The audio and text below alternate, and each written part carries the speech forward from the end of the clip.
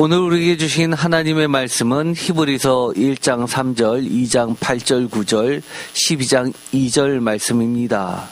제목을 다 함께 읽어보겠습니다. 1부 하나님 영광의 광채, 본체의 형상, 그의 능력의 말씀으로 만물을 붙드시고 믿음의 주요 온전하게 하시는 예수를 바라보자. 아멘. 사실 오늘의 말씀, 믿음의 주요 온전케 하시는 예수를 바라보자 라고 하는 이 말씀은 히브리서를 잘 몰라도 신앙생활을 어느 정도 하신 분은 못 들어본 분이 없으실 거고 또 누구나 좋아하시는 말씀입니다.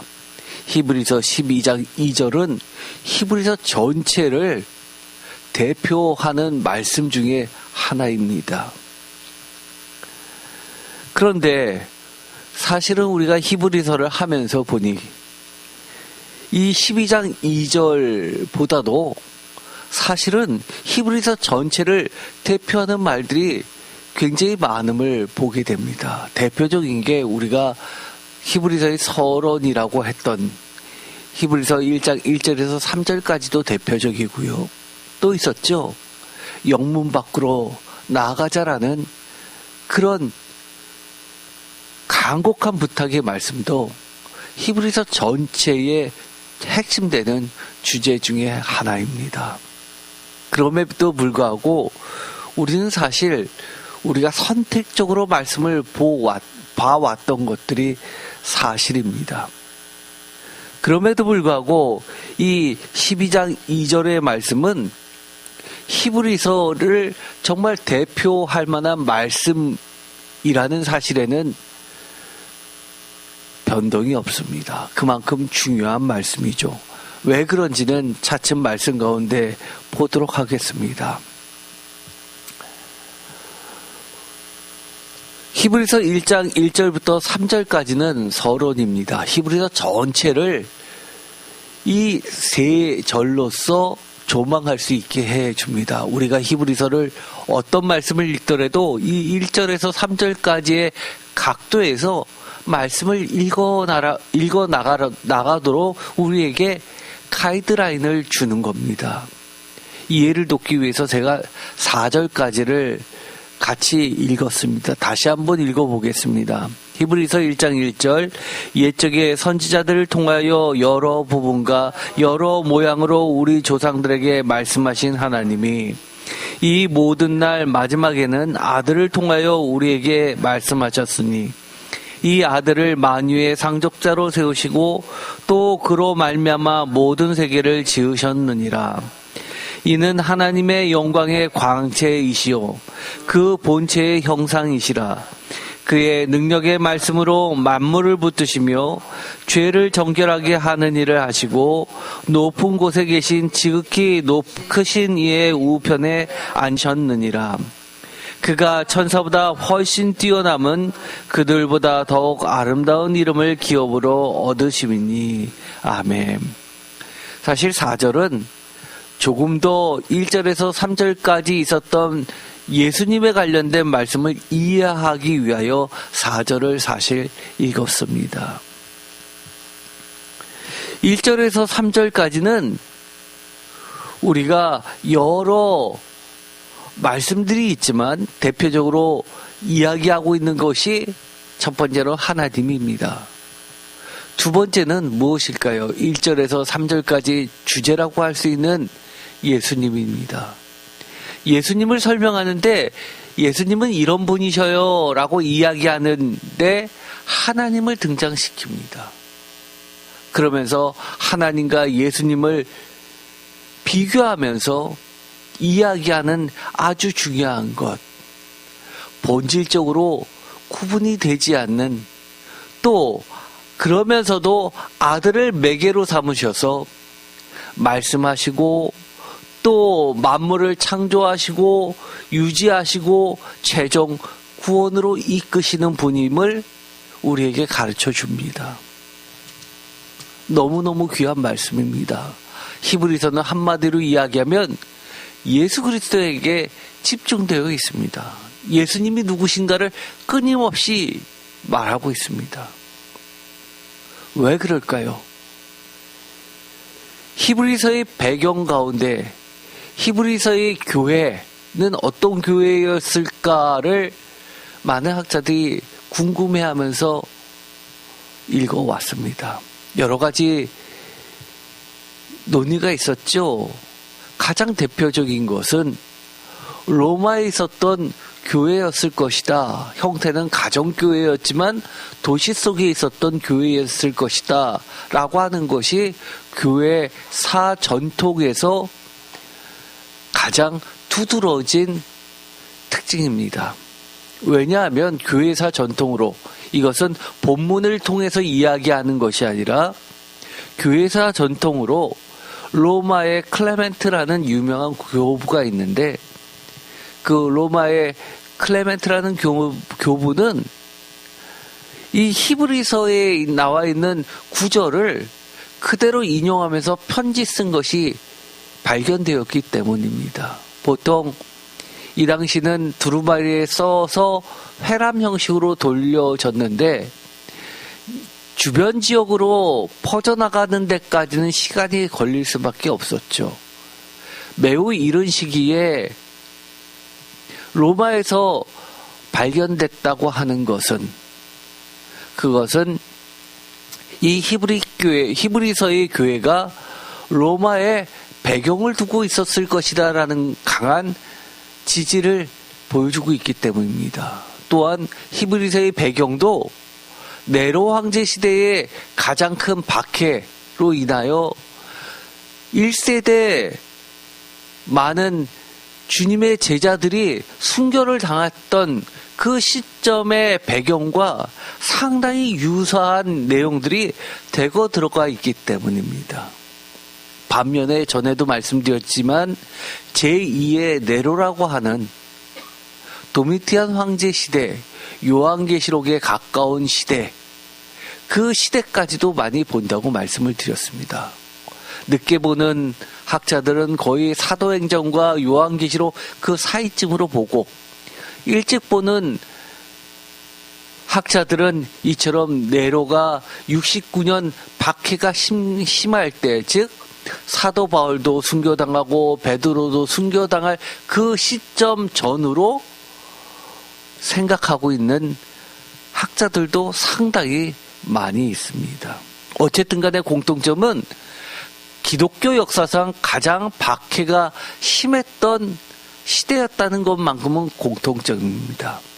그런데 문제는 그들이 예수님을 믿고 히브리서 1장 1절에서 3절까지 나와 있는 말씀을 읽어보면 그리스도께서 만물을 다스리시고 하나님 우편에 앉아 계신 그 분을 우리가 성도들이 믿고 따르고 섬기는데 성도들은 왜 이렇게 힘드냐는 겁니다. 왜 이렇게 견딜 수 없냐는 겁니다. 오늘날의 많은 기독교인들이 교회를 나오고 하나님을 믿고 예수님을 믿으면 잘 살 수 있을 것이다. 복 받을 것이다. 뭔가 부자 될 수 있을 것이다. 라고 생각했었던 그런 세대들의 착각과 비슷할 수 있습니다. 정반대의 형식이죠. 하나는 복을 받기 위하여, 또 하나는 왜 이렇게 전보다 더 못해졌지, 더 힘들지라는 양극단을 달리고 있는 겁니다. 대표적으로 우리나라 같은 경우에는 70년대 박정희 시대 때 어땠습니까? 기독교가 최대 부흥을 이뤘었죠. 지금의 대형 교회들은 다 그 시점 무렵에 개척해서 세계 손가락 안에 드는 교회들이 된 겁니다. 왜 그랬을까요? 기본적으로 예수님을 믿으니 정말 내 삶이 복받았다라고 하는 증거들이 많았기 때문입니다. 그것이 거짓되다라고 이야기하는 것 아닙니다. 주된 목적이 사실은 그때는 그랬다는 겁니다. 그런데 히브리서 교회의 사람들은 예수님을 왜 믿었을까요? 대한민국의 70년대하고는 상황이 틀리죠. 그들은 예수님을 예수님이기 때문에, 하나님의 아들이기 때문에 믿었던 겁니다. 그런데 그들이 처한 상황은, 히브리서 교회의 성도들이 처한 상황은 여러 가지 박해가 있었던 상황입니다. 모양은 가지각색이죠. 혹독한 박해에 직면해서 신체적으로 공격을 받는 경우, 또는 집이 약탈당하는 경우, 믿음을 지키다 보니까 감옥에 갇히는 경우, 예수님에 대한 확고한 신뢰, 신앙 때문에 사람들 앞에서 심지어 조롱을 받는 경우도 있었습니다. 사람들 앞에서 조롱을 받는, 그것도 예수님 때문에 조롱을 받는 시대, 오늘날의 대한민국과 비슷해져 버렸습니다.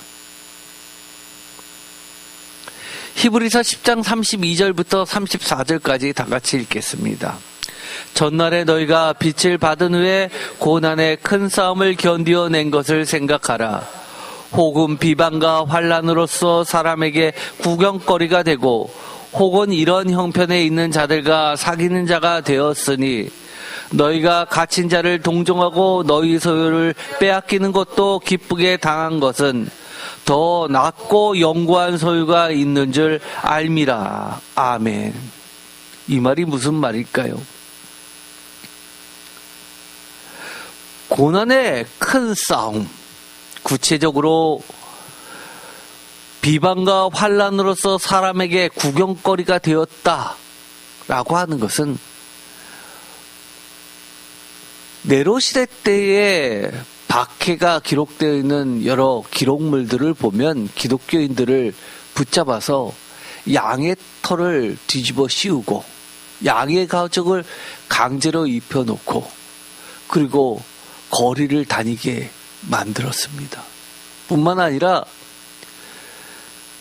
사자굴에 양의 가죽을 입혀서 머리까지 씌워서 집어넣으면 사람들이 그것을 구경하면서 깔깔거리면서 사자밥이 되어 가는 것을 보면서 조롱했던 겁니다. 우리가 생각하는 그런 단순한 구경거리가 아닌 겁니다. 혹은 이런 형편에 있는 자들과 사귀는 자가 되었다라고 하는 것은 성도의 관계를 이야기합니다.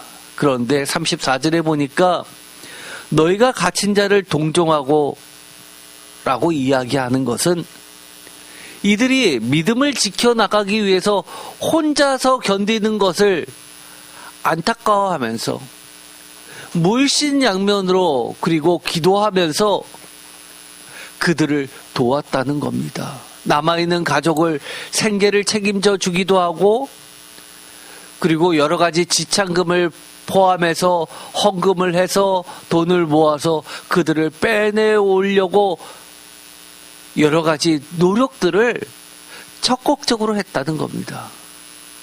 심지어 그런 경우도 있었죠. 사도 바울도 감옥에 갇혀 있을 때 누구누구를 불러달라, 올 때 어떻게 해달라, 예를 들어서 옷을 가져오라, 두루마리를 가져오라, 이런 부탁을 하는 장면들이 나오죠. 로마 시대의 감옥은 예를 들어서 내가 죄를 짓지 않았는데도 내가 정말 아끼는 사람이 감옥에 가 있으면 나도 따라 들어가서 그 사람의 수발을 하는 경우도 있었습니다. 그렇기 때문에 이 문장으로 봐서는 어떤 이들은 성도의 안타까움을 자기 일처럼 생각하면서 스스로 감옥에 들어가서 그들을 돌봐 주었던 이들도 있었을 것으로 추정은 하고 있습니다. 물론 성경에는 그런 이야기는 없지요. 그러나 그 시대의 문헌들을 통해서 우리가 간접적으로 유추할 수 있습니다. 여러분들은 어떤가요? 이 정도 되면 지금의 신앙생활하고는 차원이 다르죠. 사람들 앞에 조롱받는 거는 차원이 다르죠. 우리가 기독교인이다라고 하면 사람들이 장난칩니다. 교회 다닌다며 뭐뭐 해봐. 더 술을 먹이고 여러 가지 놀림거리로 삼는 경우 많이 있습니다. 그런데 그 가운데서 성도들의 반응은 다양했다는 겁니다. 어떤 이들은 이러한 모든 어려움, 아까 이야기했던 것처럼 신체적 고통, 박해, 갇힘 또는 죽음의 위협, 조롱, 이 모든 수치에도 불구하고 이것을 기쁘게 받아들인 자도 있었다는 겁니다. 또 어떤 이들은 그리스도에 대한 초기의 충성, 믿음, 여기서는 로열티를 이야기하죠. 신뢰를 뒤로 벗어 던지고 배교자가 되는 일도 발생했습니다. 또 어떤 이들은 그 정도는 아닐지 몰라도 적당히 타협해서 위기에서 탈출하거나 또는 위기를 어느 정도 직면하고 대응하면서 그러면서 문제를 풀어나가는 경우도 있었습니다. 그러나 히브리서 교회에서는 이렇게 이야기합니다. 34절을 다시 한번 읽어볼까요? 너희가 갇힌 자를 동정하고 너희 소유를 빼앗기는 것도 기쁘게 당한 것은 더 낫고 영구한 소유가 있는 줄 알미라. 아멘. 세 번역으로도 읽어보겠습니다.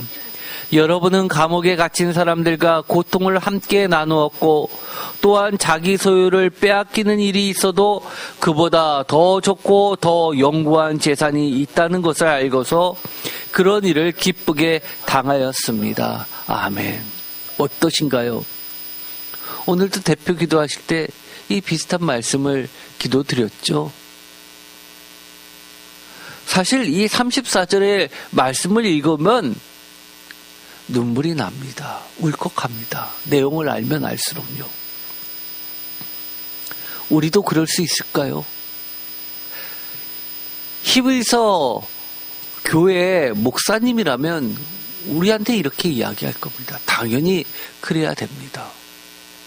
그것도 지극히 당연히 그 외의 것은 생각도 안 하면서 강력하게 얘기할 겁니다. 그런데 이것이 의무 때문인가요? 아니요. 이렇게 이야기합니다. 히브리서 기자도 놀랍니다. 너희 소유를 빼앗기는 것도 기쁘게 당하는 모습을 성도를 통해서 확인했다는 겁니다. 저도 목회를 하지만 때로는 이럴 때가 많이 있습니다. 목회자보다 더 나은 성도님 뵐 때 있습니다. 아마 그러지 않았을까 싶습니다. 이 히브리서 교회의 성도들은 도대체 왜 이렇게 어려움 속에서도 박해 속에서도 조롱 속에서도 오히려 더 기뻐할 수 있었을까요? 히브리서는 왜 이런 이야기를 우리에게 계속해서 끊임없이 할까요? 구약 이미 우리 손에 있습니다. 그리고 히브리서를 쓸 때도 구약은 이미 존재했습니다. 뿐만 아니라 복음서라고 하는 공간복음서와 요한복음 또는 요한서신서들 또 이미 존재하거나 비슷한 시점이었을 것으로 추정됩니다. 심지어 히브리서 저자의 배경을 헬라의 문화가 가득 담긴 그런 지역으로 본다면 사실은 요한 문헌들과 바울 서신서들하고는 서로 왕래가 있었던 교회일 가능성이 매우 높습니다. 바울 서신이 있었죠. 그런데도 불구하고 왜 이 히브리서 교회 목사님은 이렇게 히브리서를 또 썼을까요? 이미 충분히 있는데 왜 또 썼고, 문제는 하나님은, 예수님은 그 히브리서를 우리의 성경 속에 이렇게 집어넣어 주셨을까요? 그 정도로 중요하니까 그런 거 아닙니까? 초대교회에는 이것 말고도 수많은 편지들이 있었습니다. 그런데 4세기 때 신약을 확정시킬 때 거르고 걸러서 지금 우리 손에 있는 이 신약만이 27권만이 정경으로 채택된 겁니다. 굉장히 27권 안에 들어간다는 것은 쉽지 않은 일이었습니다. 그럼에도 불구하고 하나님은, 예수님은 이 히브리서를 성경으로서, 하나님 자신의 말씀으로서, 하나님과 예수님의 편지로서 히브리서로 이야기하면 예수님이 종말에 우리에게 하나님이 직접 말씀하시는 것보다 예수님을 통해서 하나님의 말씀을 전해주는 것으로 삼으셨다는 겁니다. 얼마나 귀합니까?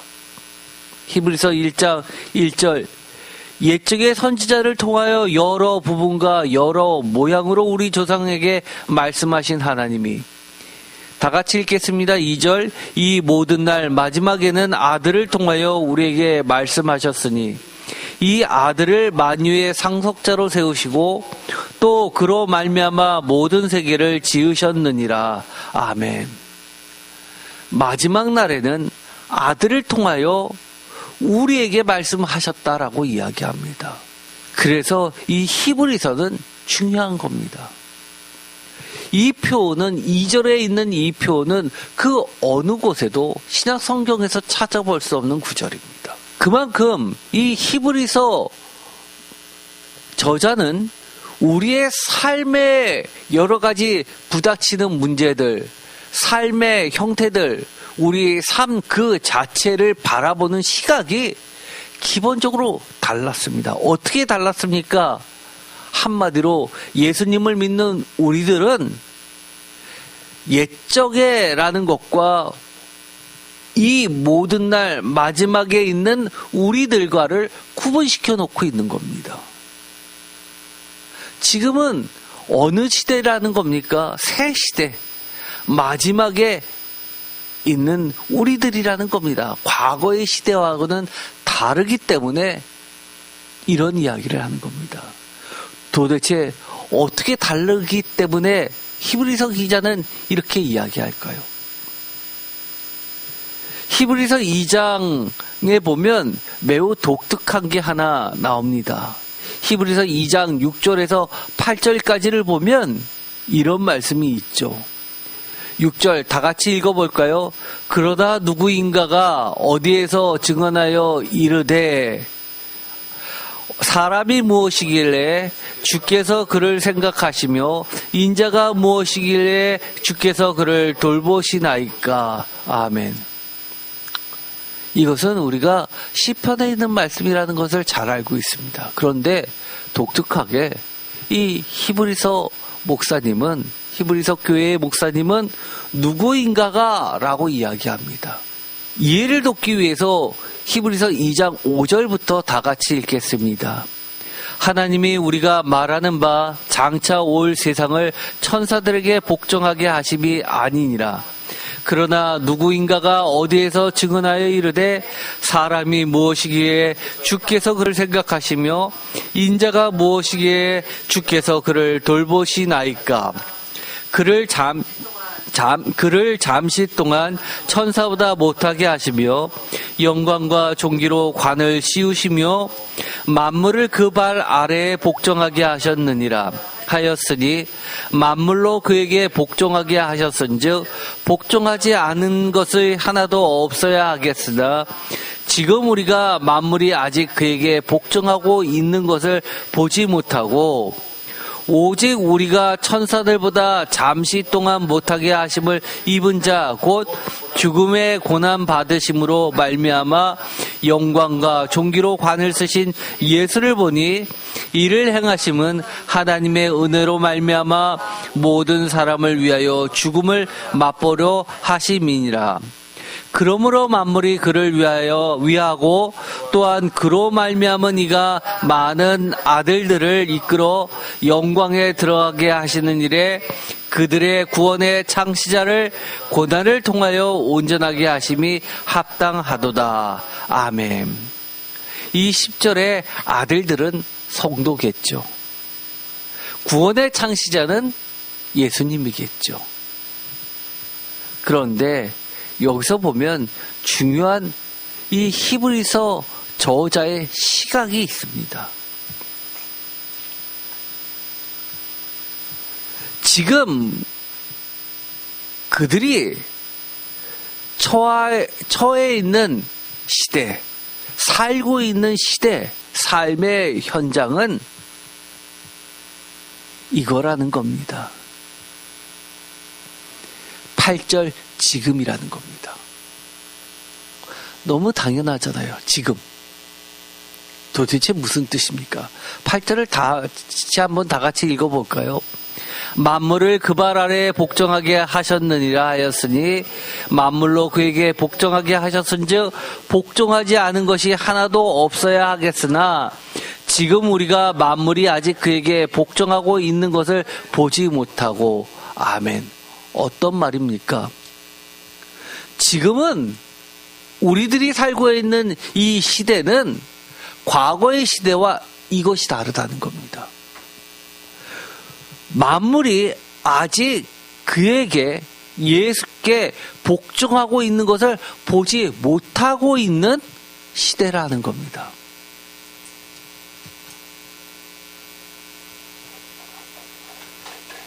다른 말로 이야기하면 무엇입니까? 아직이라는 겁니다.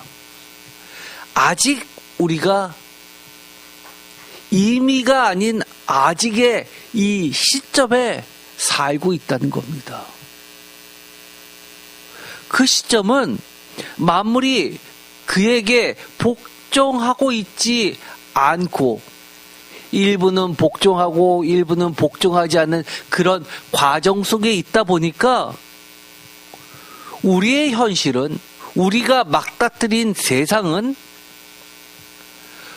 고통과 박해와 어려움과 조롱이 있을 수밖에 없는 어떤 세상이요? 불온전한 세상, 불온전한 시간이라는 겁니다.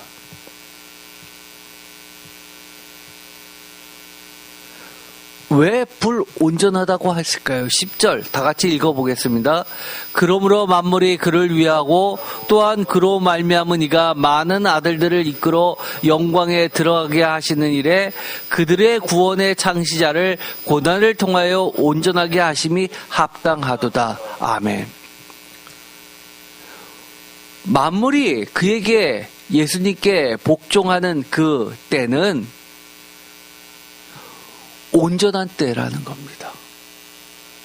그런데 아직은 우리는 지금 불온전한 상태에 있다 보니까 만물, 즉 세상이, 권력이, 우리를 둘러싸고 있는 환경이 우리가 이해할 수 없고 또 피하고 싶고 신앙을 버리고 싶을 정도의 순간도 있다는 겁니다. 히브리서는 시편 8편을 인용하면서 인간이 또는 세상이 본래 의도된 대로 존재하고 있지 않음을 성도들에게 상기시키고 각인시켜주고 있습니다. 이것이 중요합니다. 많은 교회들이 세상이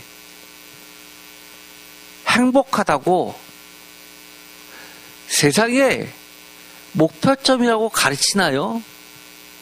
만약에 세상이 그것을 가르치면 교회라고 할 수가 없죠. 우리는 영원한 도성이 있습니다. 이 땅은 영원한 나라가 아니라는 것을 교회는 끊임없이 이야기해 주고 있습니다.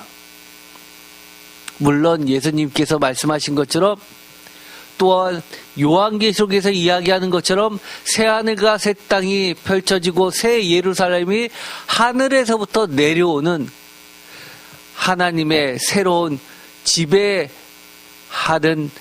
땅, 영역, 그것은 존재합니다. 그래서 교회는 하나님의 지상의 영역이라고 하는 것입니다. 세상의 물질이 아니라요. 그래서 다스림의 개념으로 하나님의 땅을 보고 있는 겁니다. 원래 이 시편 8편은 우리가 시편을 다 했습니다. 이 히브리서에 들어가 있는 이 본문이 히브리서에 나와 있는 것대로 시편 8편에 들어가 있지는 않습니다. 그러나 이 시편 기자는 이 시편 8편에 있는 말씀을 인용하면서 그리스도에게 돌리고 있는 겁니다. 어떤 세상에서요?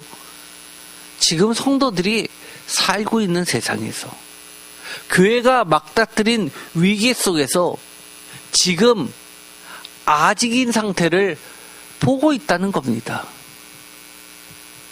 그렇기 때문에 어떤 이들은 기쁨으로 그 고난을 이겨내는 사람들이 있는 반면에 또 어떤 사람들은 배교하는 일도 있다는 겁니다. 시편 8편 4절부터 읽어볼까요? 원문입니다. 사람이 무엇이기에 주께서 그를 생각하시며 인자가 무엇이기에 주께서 그를 돌보시나이까. 그를 하나님보다 조금 못하게 하시고 영화와 존귀로 관을 씌우셨나이다. 주의 손으로 만드신 것을 다스리게 하시고 만물을 그의 발 아래 두셨으니. 아멘. 우리가 시편 8편에서 이 구절은 메시아 왕에게 돌려져 있던 찬송입니다. 또한 이것은 사람에게 하나님의 종들에게 주어졌던 시편이기도 합니다. 하나님의 종들, 여호와의 종들, 성도들은 어떤 존재냐라고 했을 때 시편 8편에서 이야기하고 있는 것은 사실은 창세기 1장에서 3장까지의 이야기가 배경이 되고 있습니다. 하나님께서 천지를 창조하셨습니다. 에덴 동산에서 땅을 경작하게 하면서 천지 창조한 모든 만물을 다스리게 하셨다라는 것을 드러내는 시편입니다. 그럴 경우에는 메시아라기보다도 왕이라기보다도 하나님의 자녀, 백성이 이 사람 온 인류가 됩니다. 그런데 어땠습니까? 사탄의 꾀임을 받고 인류는 아담과 하와는 타락하고 원죄로 하나님의 나라에서 에덴 동산에서 쫓겨나게 되면서 밭을 갈고도 엉겅퀴가 나는 그런 고난의 시간을 보내야만 했던 겁니다.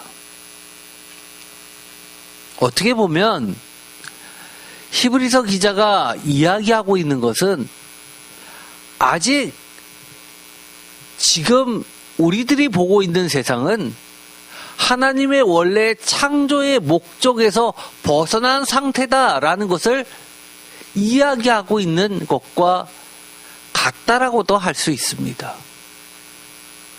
원래 하나님께서 세상을 창조하시고 하나님의 아들들을 그 땅에 보내셨을 때는 천지를 창조하셨던 그 선한 목적대로 만물을 발 아래 두고 영광과 존귀로 하나님을 경배하면서 다스리는 존재들이었어야 하는데 그러지 못했음을 가르쳐주고 있는 겁니다. 그만큼 이미 엉그러지고 흐트러진 현재의 모습을 직시하게 만듭니다. 특별히 히브리서 2장 8절의 하반절은 지금 아직이라는 우리의 삶의 위치를 드러내주고 있습니다. 한마디로 현실의 결핍입니다. 다른 말로 이야기하면 우리 성도들의 무기력함을 드러내는 말씀입니다. 우리가 성도들이 교회를 다니면 예수님을 믿으면 성경에서 승리하는 여러 성경 구절처럼 그렇게 모든 악한 것들을 물리치면서 승리의 계가를 부르면서 매 순간 그렇게 즐겁게만 살아갑니까? 우리 크리스찬들은 좌절을 안 겪습니까? 건강의 위협, 갑자기 죽음을 위협하는 질병들이 안 찾아옵니까? 경제적 위기, 부도의 위기는 안 찾아옵니까? 가정의 깨어짐의 위기는 안 찾아옵니까? 그럴 때마다 우리는 무기력함을 느낍니다. 내가 하나님을 믿는데도 왜 세상에서 이런 일을 겪어야 하지? 도대체 뭐가 문제지? 갈등하게 만듭니다. 심지어 그 고난의 강도가, 고통의 강도가 견디기 힘들 때는 정말 하나님 계신 게 맞나? 예수님이 계신 게 맞나? 내가 하도 들어서 그렇게 속고 사는 거 아닌가라고 흔들리는 사람들도 있습니다. 그만큼 우리의 현실은 하나님의 원래의 창조의 모습과 너무나 다른 온전하지 못한 마이너스 상태, 결핍된 상태를 이야기합니다.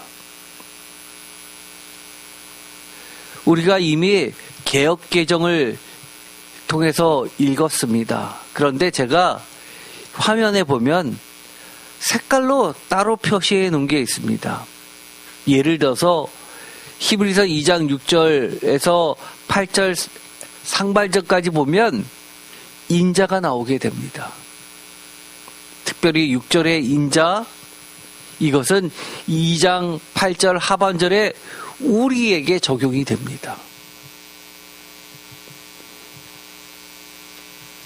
주께서 그를 생각하시며 인자가 무엇이기에 주께서 그를 돌보시나이까? 이것을 메시아로 볼 수도 있다고 했고 전 인류로 볼 수도 있다고 했지만 또 한 가지 해석의 방법은 시편 원래대로 우리 하나님의 자녀들로, 우리 성도들로도 볼 수 있는 겁니다. 7절, 8절 상반절을 보면 예수님의 이야기로 가득 찹니다. 그러면서 9절 상반절에는 우리가 잠시 동안 못하게 하심을 이라는 이야기가 나옵니다. 그것도 천사들보다. 그런데도 불구하고 예수님이 오직 영광과 존귀로 관을 쓰신 예수, 이는 한마디로 9절 상반절에 모든 사람을 위하여 죽음을 맛보신 분으로 설명하고 있습니다. 이게 매우 중요합니다. 많은 이들이 고난을 겪으면 신앙의 갈등을 하게 됩니다. 이렇게 신앙생활을 했고 기도생활 열심히 하고 찬송 부르고 예배 드려도 안 믿는 사람이나 믿는 사람이가 차이 없이 그렇게 똑같이 아프고 어렵고 가난하고 병들고 사고당하면 뭐하러 믿나. 게다가 더 안 좋은 것은 예수님을 믿으니까 예수님 믿는다는 것 때문에 주변으로부터 조롱받고 박해를 받으면 이것은 안 믿는 사람들보다 더 나쁜 거 아니야 라는 생각마저 들게 됩니다. 어차피 안 될 것이라면 또는 어차피 힘들기만 할 거라면 과연 우리에겐 신앙을 세상에서 끝까지 붙잡을 수 있는 희망이 과연 있을까요? 내가 이 정도의 고통은 견딜 수 있습니다. 그런데 내가 지금 상상하기조차 싫은 고통이 나에게 찾아온다면 그때도 신앙을 붙잡을 수 있을까요? 그런데 히브리서 기자는 이렇게 이야기합니다. 히브리서는 확실한 대안과 위로와 희망을 통해서 오늘도 지금 예수 그리스도 안에서 영혼의 닻을 걸고 이겨내라고 합니다.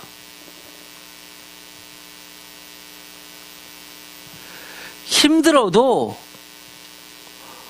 어차피 안 될 것이 아니라 9절 상반절에 있는 것처럼 영광과 존귀로 관을 쓰신 예수를 보니 이를 행하심은 하나님의 은혜로 말미암아 모든 사람을 위하여 죽음을 맛보려 하시기 때문에 우리가 천사들보다 잠시 동안 못하게 됐을 뿐이라고 이야기를 하는 겁니다. 그래서 죽음의 고난 받으신 예수님이 계시기 때문에 우리들의 이 죽음의 고난도 예수님이 책임져 주실 수 있다라고 이야기를 하는 겁니다. 이것이 위대한 신앙입니다. 세상 잘 나가고 편안할 때 신앙생활 하는 거, 그거 진짜 신앙일까요? 다 믿음 좋은 것 같습니다. 그러나 위기 찾아오면 무너지게 되어 있습니다. 그런데 어려울수록 더 단단해지는 믿음, 이것이 진짜 신앙입니다. 이렇게 이야기할 수 있는 것은 히브리서 기자는 명확한 해답과 대안을 가지고 있기 때문입니다. 추상적으로 막연히 그럴 것 같아서가 아니라는 겁니다. 히브리서 2장 9절과 14절에 이렇게 이야기합니다. 첫 번째 대안, 다 같이 읽겠습니다. 예수님은 우리가 그분처럼 되게 하기 위해 우리처럼 되셨을 뿐만 아니라 라고 말합니다. 2장 9절 다 같이 읽겠습니다.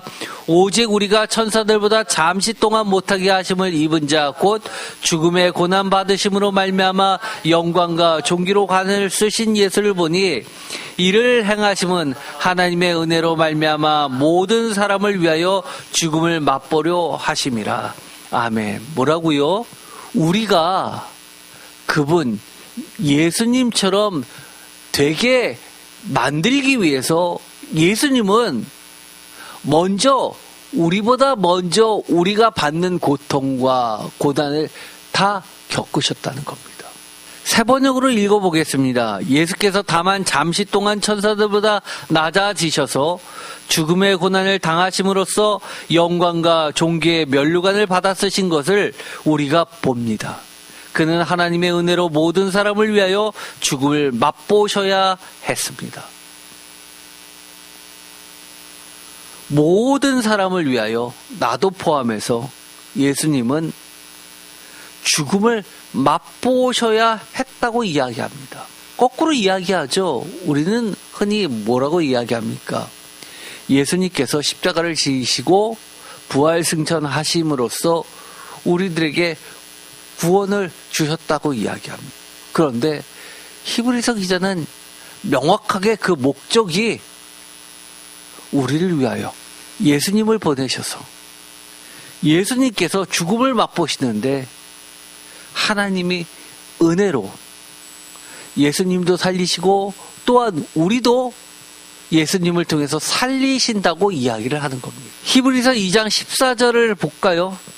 이렇게 되어 있습니다. 14절, 자녀들은 혈과 육에 속하였음에 그도 또한 같은 모양으로 혈과 육을 함께 지니심은 죽음을 통하여 죽음의 세력을 잡은 자 곧 마귀를 멸하시며. 이것을 앞뒤 문장과 같이 한번 읽어볼까요? 13절 다 같이 읽겠습니다. 또 다시 내가 그를 의지하리라 하시고 또 다시 볼지어다 나와 및 하나님께서 내게 주신 자녀라 하셨으니 자녀들은 혈과 육에 속하였음에 그도 또한 같은 모양으로 혈과 육을 함께 지니심은 죽음을 통하여 죽음의 세력을 잡은 자 곧 마귀를 멸하시며 또 죽기를 무서워함으로 한평생 매여 종노릇하는 모든 자를 놓아주려 하심이니 이는 확실히 천사들을 붙들어 주려 하심이 아니요 오직 아브라함의 자손을 붙들어 주려 하심이라. 그러므로 그가 범사의 형제들과 같이 되심이 마땅하도다. 이는 하나님의 일에 자비하고 신실한 대제사장이 되어 백성의 죄를 속량하려 하심이라. 그가 시험을 받아 고난을 당하셨은즉 시험 받는 자들을 능히 도우실 수 있느니라. 아멘. 어떠신가요? 완전히 시각이 다릅니다. 순서를 완전히 뒤집어 놓았죠. 하나님께서는 천지를 창조하시고 하나님의 자녀들을 온전하게 에덴 동산에 두셨습니다. 그런데 우리가 죄를 범해서 그 하나님의 본래의 창조의 목적을 이루지 못하고 결핍되게 되었습니다. 그러자 하나님께서는 또다시 우리를 위하여 회복시키시고 온전하게 하시고 창조의 목적대로 돌리시기 위해서 어떻게 하셨다고요? 하나님의 자녀들은 혈과 육이 있으니 하나님께서 아들을 혈과 육에 있는 모습으로 우리와 똑같이 이 땅에 보내시고 또 우리가 죽기를 무서워하면서 한평생 매여서 종노릇하는 것을 놓아주기 위해서 예수님도 그처럼 십자가의 죽음을 무섭지만 주님의 뜻을 받들어 지심으로써 우리를 후원해 주시려고 하셨다라고 그렇게 이야기를 합니다. 16절에 보면 아브라함의 자손, 믿음의 자손, 하나님의 자손을 이야기합니다. 이것은 사도 바울이 이야기하는 것과 마찬가지입니다. 너희들이 유대인의 자손이냐라고 하면서 참된 너희가 아브라함의 자손이냐라고 하면서 참된 아브라함의 자손은 믿음의 씨인 이삭의 후손이라고 이야기를 합니다. 마찬가지로 지금도 이 히브리서 기자는 자신을 유대인은 아닐지 몰라도 아브라함의 자손, 믿음의 자손, 하나님의 아들들이라고 이야기를 하는 겁니다. 약속의 자녀라고 이야기합니다. 그래서 그 하나님의 약속대로 우리의 죄를 속량하시려고 예수님께서 신실한 대제사장, 영원한 멜기세덱의 반차를 따르셨다고 이야기를 하는 겁니다. 두 번째, 우리가 히브리서를 보면 놓치지 말아야 되는 것이 하나 있습니다. 히브리서 12장 2절에 나와 있는 온전입니다. 히브리서 기자는 우리에게 이렇게 제시를 해줍니다. 대안이 뭐냐? 오직 그분 안에서 우리는 우리의 진정한 목적을 온전히 달성할 수 있기 때문이라고 강력하게 전달하고 있습니다. 그는 다른 데서 답 찾지 말라고 합니다. 어디에서요? 목적을 이루는 것은 오직 예수 안에 있다고 이야기를 하는 겁니다. 오늘은 여기까지 하도록 하겠습니다. 결론을 내도록 하겠습니다. 이것은 중요한 이야기입니다. 미리 이것은 말씀을 드리도록 하겠습니다. 히브리서 기자가 히브리서 교회의 성도들에게 이야기하고자 하는 것, 박해 앞에서도 영원한 대제사장인 예수께 영혼의 닷을 걸고 끝까지 인내하면서 하나님의 예수님의 상속을 받으라는 겁니다. 그 구체적인 방법을 이렇게 제시합니다. 딱 하나입니다. 믿음의 주요 온전하게 하시는 예수를 바라보라고 이야기를 하는 겁니다. 히브리서 기자가 우리에게 가르쳐주는 것은 히브리서 12장 2절 다 같이 다시 한번 읽어볼까요? 믿음의 주요 또 온전하게 하신 이인 예수를 바라보자. 그는 그 앞에 있는 기쁨을 위하여 십자가를 참으사 부끄러움을 개의치 아니하시더니 하나님 보좌 우편에 앉으셨느니라. 아멘. 그들이 성도들이 처한 상황, 십자가 또는 죽음, 박해 또는 부끄러움, 조롱 다 싫죠.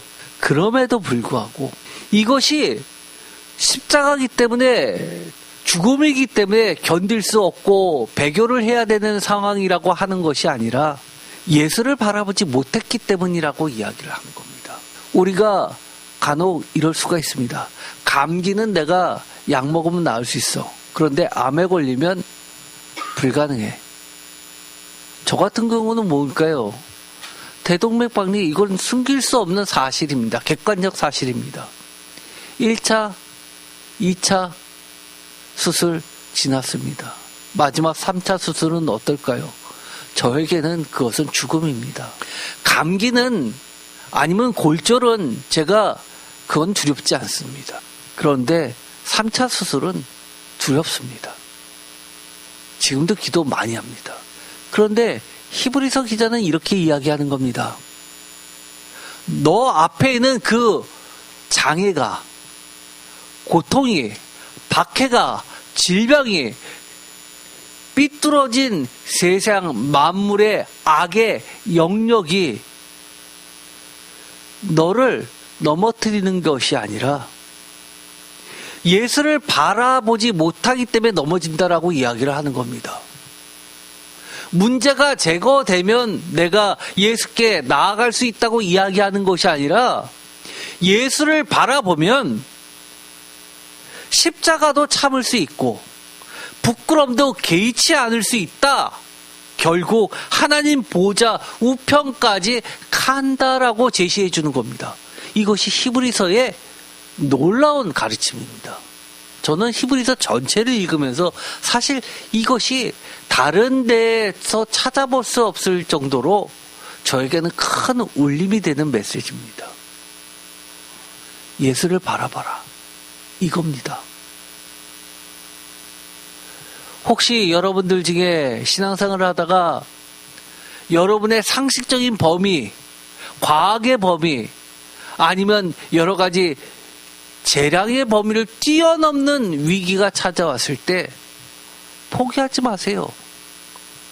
그것 바라보지 마세요. 여러분의 시선을, 여러분의 영적인 관점을 어디에다 돌리라고 하는 겁니까? 예수를 바라보라는 겁니다. 오늘은 결론을 미리 말씀드리겠습니다. 나머지는 2부에서 하도록 하겠습니다. 그러나 이 점 반드시 기억하십시오. 우리의 신앙생활은 내가 신앙생활을 잘하는 게 아니라 내가 얼마나 예수를 끝까지 바라보느냐 못하느냐에 있는 겁니다. 추상적인 것 같죠? 현실입니다. 어떤 현실이요? 히브리서 기자가 이야기하는 것처럼 지금은 아직인 현실입니다. 기도하고 마치겠습니다. 하나님, 때로는 우리가 신앙생활을 하면서 잘 될 줄 알았는데 예상치 못한 공경에 처해지면서 신앙마저 뿌리채 흔들리는 때가 생깁니다. 그때마다 하나님 은혜 주셔서 예수를 바라보게 하여 주옵소서. 추상적인 개념이 아니라 지금 아직 내 앞에 온전히 하나님께서 우리를 이끌어주는 그 목표점 이전이라면 그 모든 것은 예수 안에 다 문제될 것이 없다는 사실을 다시 한번 깨닫게 하여 주옵소서. 우리를 위해서 예수님을 보내셨습니다. 예수님은 우리를 위해서 십자가도 지셨습니다. 우리도 예수님을 위하여, 하나님을 위하여 십자가를 지고 조롱도 견디며 인내하며 박해도 오히려 기쁨으로 견디게 하여 주옵소서. 예수 그리스도의 이름으로 기도드립니다. 아멘.